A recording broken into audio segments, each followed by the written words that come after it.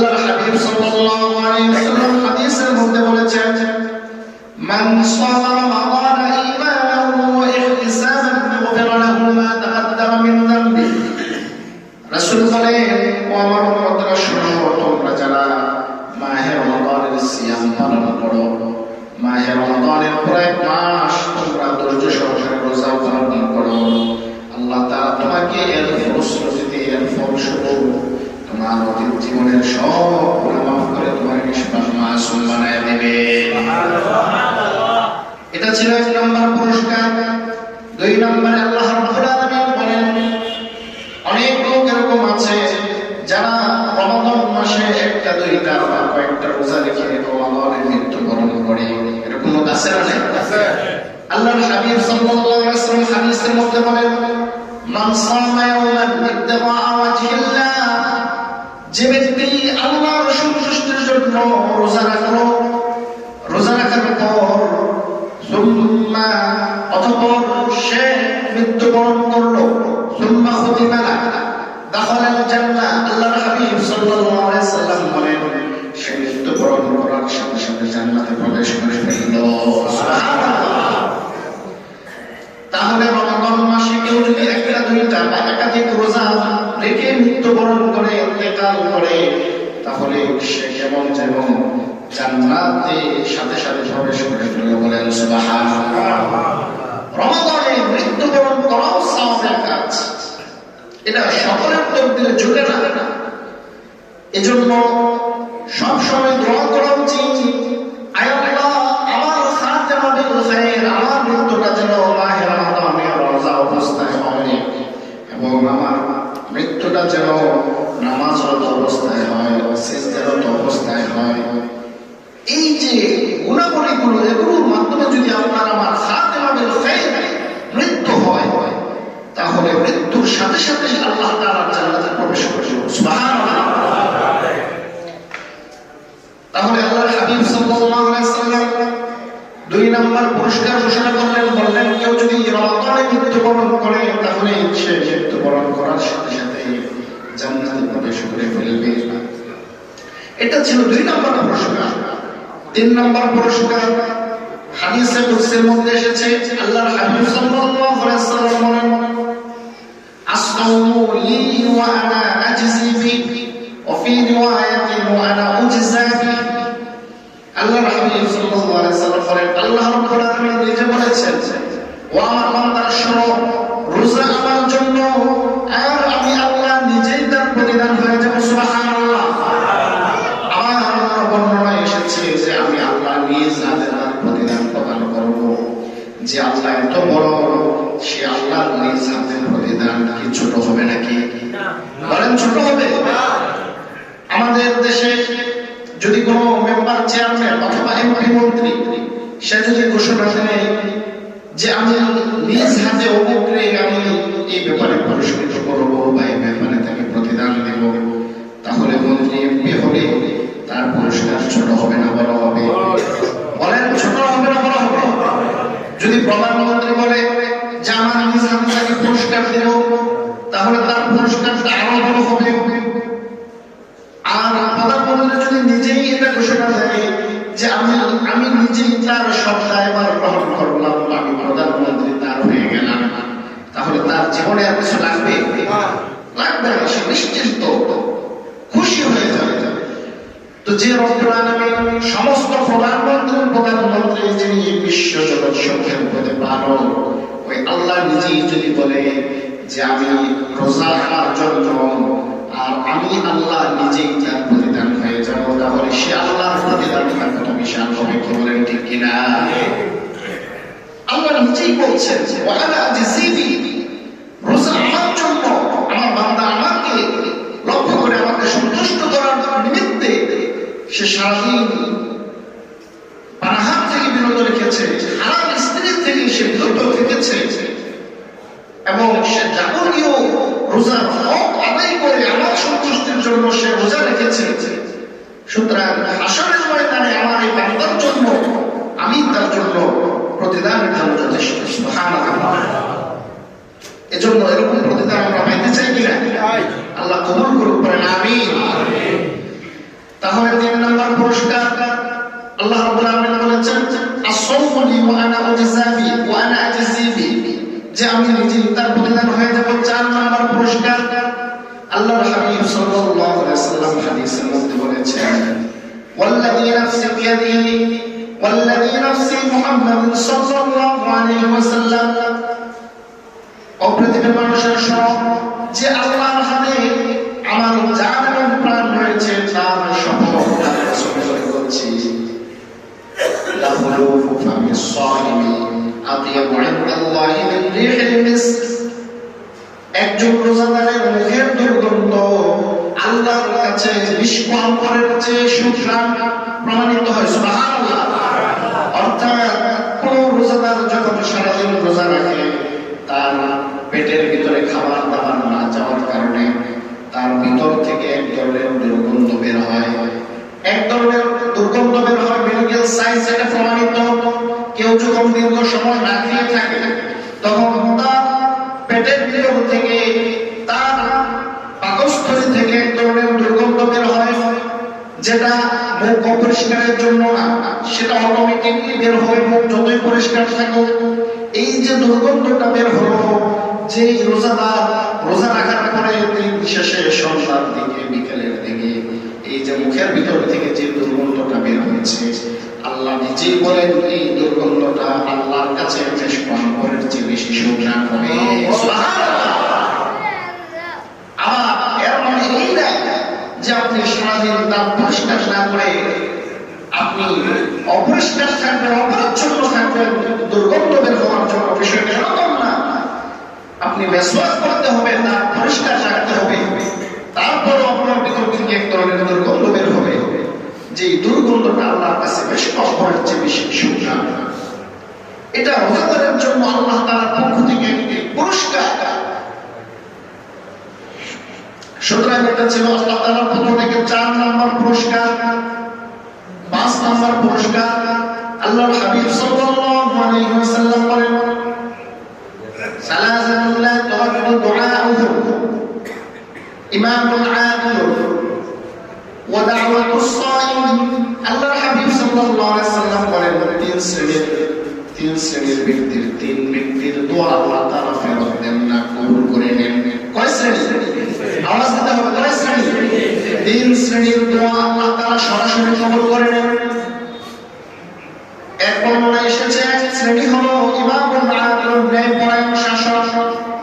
যে ব্যক্তি ন্যায়ের সাথে কাজ করে, ন্যায়পরায়ণ শাসক, ন্যায়পরায়ণ বাদশা, জনগণের সাথে সদাচরণ করে, ভালো ব্যবহার করে, এরকম ন্যায়পরায়ণ শাসক যদি আল্লাহর কাছে দোয়া করে, আল্লাহ তাআলা তার সাথে সাথে তার দোয়া কবুল করে নেন, ফেরত দেন না। সুবহানাল্লাহ। এটা ছিল এক শ্রেণীর। আরেক শ্রেণীর দোয়া হলো দাওয়াতুস সাইম, রোজাদারের দোয়া। হাত্তা ইফতারা, যতক্ষণ সে ইফতারি না করবে, অর্থাৎ ইফতারি করার আগ পর্যন্ত রোজাদার আল্লাহর কাছে হাত তুলে যা দোয়া করবে, আল্লাহ তাআলা তার দোয়া সাথে সাথে কবুল করে নেন। পড়েন সুবহানাল্লাহ। এটা আল্লাহ তাআলার পক্ষ থেকে বিশেষ সম্মাননা, শুধু রোজাদাররাই পাবে, যারা রোজা রাখে না তারা এটা পাবে না। আর 3 নম্বর হলো ওয়া দাওয়াতুল মাজলুম, মাজলুমের দোয়া। যে ব্যক্তি অন্যের মাধ্যমে জুলুমের শিকার হয়, এরকম ব্যক্তি যদি আল্লাহর কাছে দোয়া করে, আল্লাহর হাবিব সাল্লাল্লাহু আলাইহি ওয়াসাল্লাম বলেছেন তাকে দাওয়াতুল মাজলুম, তোমরা মাজলুমের দোয়াকে ভয় করো, কারণ মাজলুমের দোয়া এবং আল্লাহর মধ্যে কোনো বন্ধা থাকে না। যখন সে আল্লাহর কাছে হাত তুলে দোয়া করে, আল্লাহ তাআলা সাথে সাথে তার দোয়া কবুল করে নেন। সুবহানাল্লাহ। আবার অন্য বর্ণনায় এসেছে পিতামাতার দোয়া সন্তানের জন্য, অর্থাৎ সন্তানের জন্য পিতামাতা যদি দোয়া করে সেটাও কবুল করে নেয় কে? আওয়াজ দেন কে? সুতরাং এই যে কয়েকটা শ্রেণী, এদের দোয়া আল্লাহ তাআলা ফেরত দেয় না, আল্লাহ তাআলা সাথে সাথে কবুল করে নেয়। এজন্য এদের দোয়ার আলাদা গুরুত্ব, বিশেষত্ব আছে কিনা বলেন? এর মধ্যে একজন হলো রোজাদার। সে সারাদিন রোজা রেখে, এজন্য ওলামায়ে কেরাম বলেন যে প্রতিদিন ইফতারের আগে অন্তত মুখতাসার দোয়া করা আল্লাহর হাবিব সাল্লাল্লাহু আলাইহি ওয়াসাল্লাম করতেন। সুতরাং আমাদেরও করা উচিত। তাহলে যে আল্লাহ রাব্বুল আলামিন রোজাদারের দোয়া কবুল করে। 6 নম্বর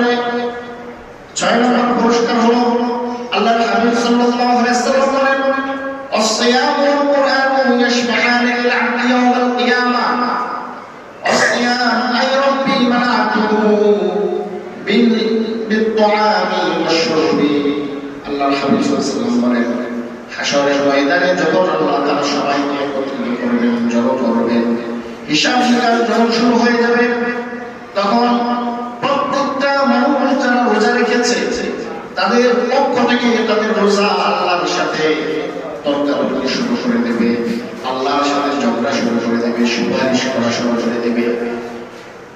রোজা তখন আপনার পক্ষ হয়ে আল্লাহকে বলবে, আয় আল্লাহ, দুনিয়াতে আমাকে সে ইহতিমাম করেছে, যথাযথভাবে সে আমাকে পালন করেছে, রেখেছে, আমি থাকা অবস্থায় সে আমার রোজার কারণে, রোজার হক প্রতিষ্ঠার কারণে সে মুখ দিয়ে খারাপ কথা বলে নাই, মুখ দিয়ে মিথ্যা কথা বলে নাই, মুখ দিয়ে সে জীবন শেখায়ত করে নাই, পরনিন্দা করে নাই, হিংসা করে নাই, আমি রোজার কারণে সে তাকওয়া অর্জন করেছে, সে নিজেকে পরিশুদ্ধ করেছে, তোমার সন্তুষ্টি লাভের মাধ্যম বানিয়েছে। আয় আল্লাহ, আজকে কঠিন দিনে, মুসিবতের দিনে আমি রোজা তার জন্য সুপারিশ করছি, আমি নিজে তার জন্য সুপারিশ করছি। আমি যখন সে আমাকে রেখেছে তখন ঘরে হালাল খাদ্য ছিল, গ্রহণ করে নাই, ঘরে হালাল পানীয় ছিল, গ্রহণ করে নাই, ঘরে হালাল স্ত্রী ছিল, গ্রহণ করে নাই। সুতরাং আজকের এই বিপদের দিনে আমি তাকে ছেড়ে যেতে পারি না, তুমি আমার সুপারিশ গ্রহণ করো, তাকে মুক্তি দিয়ে জান্নাত দিয়ে দাও। আল্লাহর হাবিব সাল্লাল্লাহু আলাইহি ওয়াসাল্লাম বলেন, যখন এভাবে আল্লাহর কাছে সুপারিশ করতেই থাকবে, বলতেই থাকবে, এক পর্যায়ে এরকম হবে আল্লাহ বলবে যে ঠিক আছে, যাও যাও, রোজাদারকে আমি আল্লাহ ক্ষমা ঘোষণা করে দিলাম, সুবহানাল্লাহ।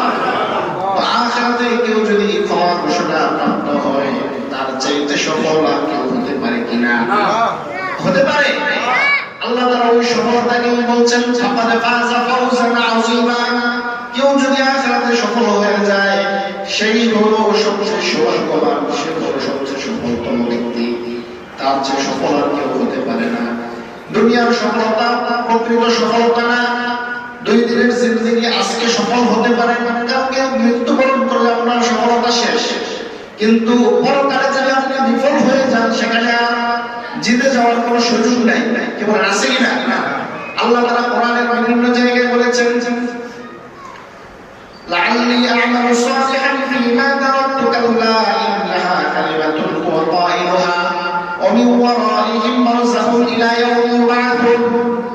যখন মানুষকে আল্লাহ তাআলা দেওয়ার জন্য আজরাইলকে পাঠাইলো, তখন আজরাইল আসার পরে মানুষ যখন আজরাইলকে দেখবে, দেখার পরে সে বলতে থাকবে যে আমাকে আরেকটু সুযোগ প্রদান করেন, আমাকে আরেকটু সুযোগ প্রদান করেন। লাআল্লি আ'মালু সালিহান ফীমা তারাকতু কাল্লা, আমি নেক আমল করতে পারি নাই, আমল সালেহ করতে পারি নাই, আমাকে আরেকটু আমল সালেহ করার সুযোগ দেন। আল্লাহ বললেন, ইন্নাহা কালিমাতুন হুয়া কাইলুহা, এটা তো কথার কথা মাত্র, কারণ যখন আজরাইল পাঠিয়ে দিবেন নেওয়ার জন্য, তখন কি তাকে আর সুযোগ দেওয়ার সুযোগ আছে কিনা? আর সুযোগ আছে। আল্লাহ বললেন যে এটা তো কথার কথা, আগেই বলে দিচ্ছেন, প্রশ্ন করছেন, প্রশ্নের উত্তর আল্লাহ তাআলা ফাঁস করে দিচ্ছেন। জবাব দিবেন মানুষেরা, যখন আজরাইল যাবে তখন তোমাদের কথা এরকম হবে। সুতরাং এরকম কথা বলার আগে তোমরা শুধরে নাও।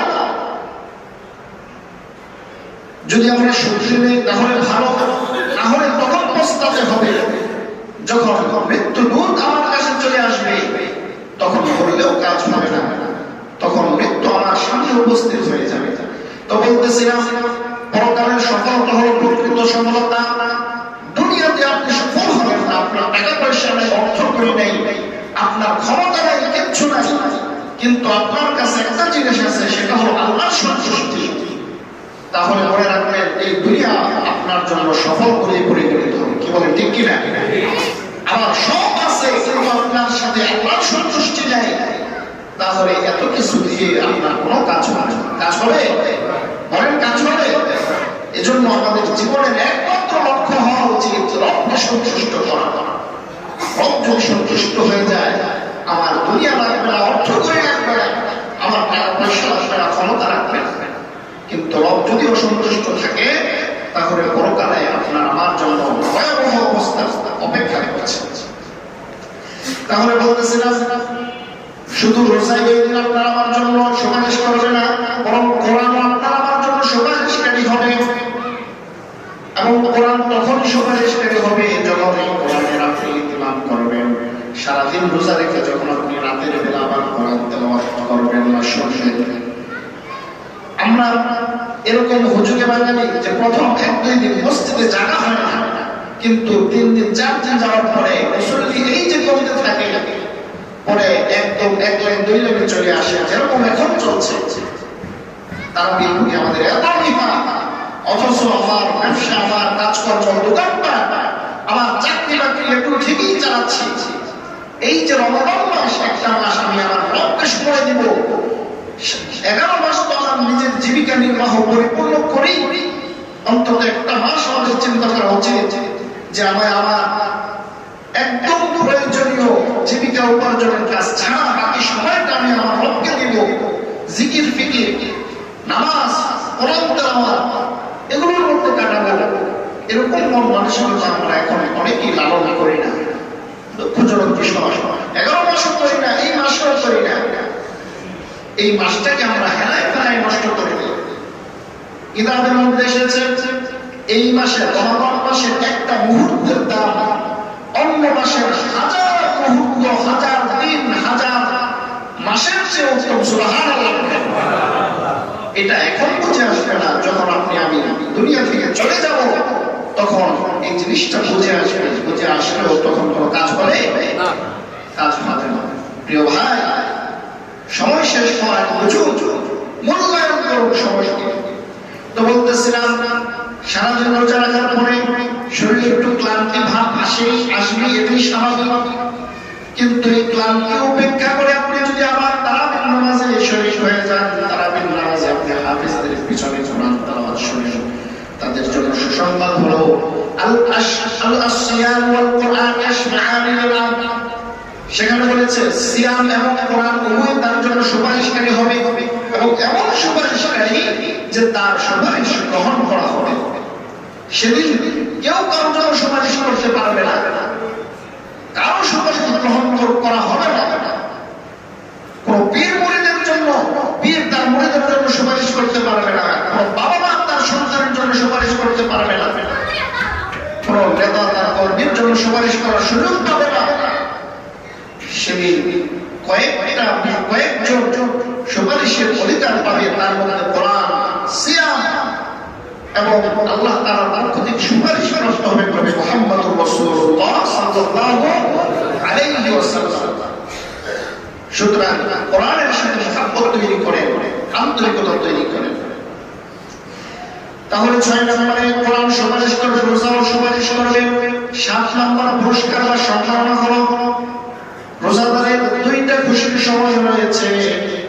আল্লাহর হাবিব সাল্লাল্লাহু আলাইহি ওয়াসাল্লাম বলেন, লিস-সাইমি ফারহাতান ইনদাল ফিত্রি ওয়া ইনদা লিকাই রাব্বি। রোজাদারের জন্য 2টা খুশি, উত্তম খুশির সময় রয়েছে। কয়টা? আওয়াজ দিতে হবে, কয়টা? 2টা খুশির সময় রয়েছে। একটা হলো ইনদাল ফিত্রি, একটা হলো সারা মাস রোজা রাখার পরে যখন সে গায়ে যায়, ঈদুল ফিতরের নামাজের জন্য বের হয়, তখন সেটা তার জন্য আনন্দদায়ক। এজন্য যে সারা মাস রোজা রাখার পরে সে যখন গায়ে যায়, ঈদগাহ থেকে নামাজ পড়ে এমন অবস্থায় সে ফিরে আসে যেন সত্য প্রতিষ্ঠ হয়, একটা মাসুম বাচ্চা হয়ে যায়। সুবহানাল্লাহ। এটা হলো একটা। আবার কোন বর্ণনায় বলেছে ইফতারি, অর্থাৎ ইফতারের সময় সারাদিন রোজা রাখার পর আপনি যখন ইফতারিকে সামনে নিয়ে বসে, তখন মনের ভিতরে আলাদা একটা আনন্দ কাজ করে কিনা? এই যে আলাদা একটা আনন্দ কাজ করে, এটা ইফতার রোজাদারের জন্য বিশেষ সম্মাননা। আরেকটা সম্মাননা হলো জান্নাতে যাওয়ার পরে আল্লাহ রাব্বুল আলামিন নিজে ওই রোজাদারের সাথে সাক্ষাৎ করবেন। সুবহানাল্লাহ। তাহলে রোজাদারের জন্য বিশেষ সম্মাননা বা 10টা সম্মাননা